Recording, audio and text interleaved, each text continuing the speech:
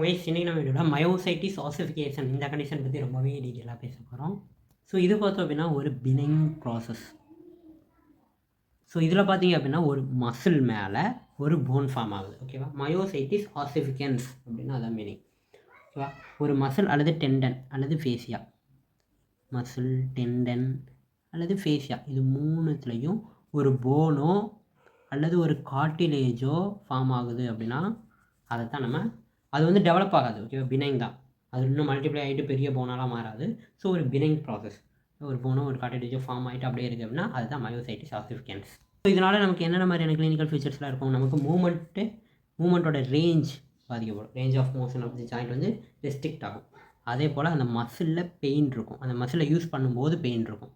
ஏன்னா அந்த மசிலில் தானே போன் ஃபார்ம் ஆகிருக்கு. அதனால் அந்த மசிலை யூஸ் பண்ணும்போதெல்லாம் பெயின் இருக்கும்.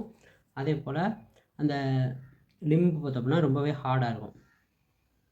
நீங்கள் லிம்ப் அப்படின்னாலே லிம்ப் அப்பர் லிம்ப் லோவர் லிம்ப்னு நினைக்கக்கூடாது. லிம்ப் மீன்ஸ் நம்ம வாக் பண்ணும்போது டிஃபிகல்ட்டி இருக்கும் இல்லையா? ஸோ அந்த டிஃபிகல்ட்டிஸ் வந்து இன்னும் ரொம்பவே ஹார்டாக இருக்கும்.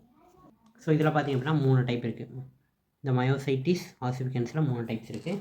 ஸோ ஃபஸ்ட்டு பார்த்திங்க அப்படின்னா ப்ராக்ரெசிவ் டைப்பு தான் ஃபஸ்ட்டு டைப்பு.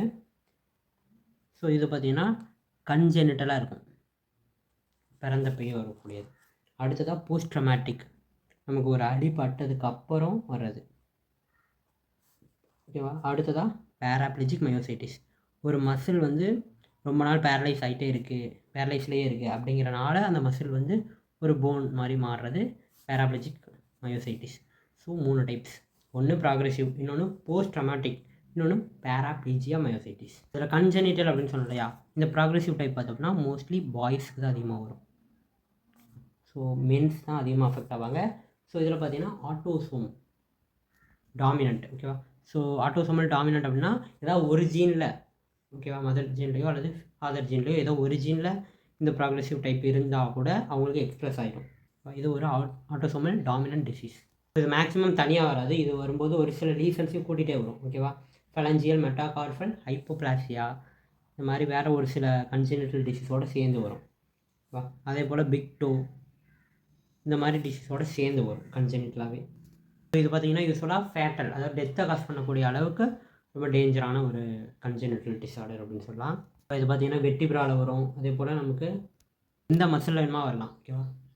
ஸோ வெர்டிப்ராவில் இருக்கக்கூடிய மசில்லாம் போனால் மாறிச்சு அப்படின்னா அங்கே மூமெண்ட்ஸ் பாசிபிள் ஆகலை அப்படின்னா ரொம்ப மிகப்பெரிய பிரச்சனைலாம் வரும். செகண்ட் டைப் பார்த்திங்க அப்படின்னா போஸ்ட் ட்ரமாட்டிக். போஸ்ட் ட்ரமாட்டிக் அப்படின்னா நமக்கு பெரிய ட்ராமா, யூஸ்வலாக ஒரு பெரிய ட்ராமா நடக்குது அப்படிங்கிறப்ப அதுக்கப்புறம் அந்த போனில் வந்து அந்த மசிலில் வந்து ஒரு சில போன் ஃபார்மேஷன் இருந்துச்சு அப்படின்னா அதை நம்ம போஸ்ட் ட்ரமாட்டிக் மயோசைட்டிஸ் ஆசிஃபிகன்ஸ் அப்படின்னு சொல்கிறோம். இதில் அதிகமாக அஃபெக்ட் ஆகக்கூடிய மசில்ஸ் யார் அப்படின்னு பார்த்தீங்கன்னா பிரேக்கியாலிஸ் அண்டு குவாட்ரிசெப்ஸ். அப்பர் லிம்பில் பிரேக்கியாலிஸ், இது ரெண்டுமே பார்த்தீங்க அப்படின்னா ஆன்டீரியர் கம்பார்ட்மெண்டல் மசில்ஸ். ஓகேவா? ஸோ இது பார்த்தீங்கன்னா தை ரீஜனில் இருக்கும், இது ஆர்ம் ரீஜனில் இருக்கும். அடுத்ததாக பேராப்ளெஜியா அப்படின்னு சொல்லியா, இது பார்த்தீங்கன்னா பேராப்ளெஜியா வந்து 3 to 4 வீக்ஸ்க்கு அப்புறம் இது டெவலப் ஆகிறதுக்கு வாய்ப்பு இருக்குது. ஸோ இது மேக்ஸிமம் பார்த்தோம்னா ஹிப் ரீஜனில் இருக்கக்கூடிய மசில்ஸில் அதிகமாக வரும்.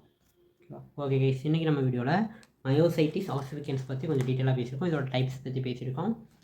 ஸோ இது ஏன் வருது அப்படிங்கிறத பற்றிலாம் பேசியிருக்கோம். ஸோ இதோட ட்ரீட்மெண்ட்டாக என்ன பண்ணுவோம் அப்படின்னா, ஒன்று சர்ஜரி மூலமாக அந்த போன்ஸ் எடுத்துருவாங்க, அல்லது அந்த மசிலுக்கு பதிலாக வேறு ஏதாவது மசில் காம்பன்சேட் பண்ணுற மாதிரி இருந்துச்சு அப்படின்னா அப்படியே விட்டுருவாங்க. ஓகேவா? ஸோ ஆனால் கன்ஜெனிட்டலாக ப்ராக்ரெசிவாக இருக்குது அப்படின்னா அது வந்து ரொம்பவே ரிஸ்க். ஓகேவா? ஸோ அது வந்து ஒன்றும் பண்ண முடியாது. அது வந்து it's leads to fatal, death வரைக்கும் கொண்டு போகும். ஓகே கைஸ், தேங்க்ஸ் ஃபார் வாட்சிங். டாட்டா.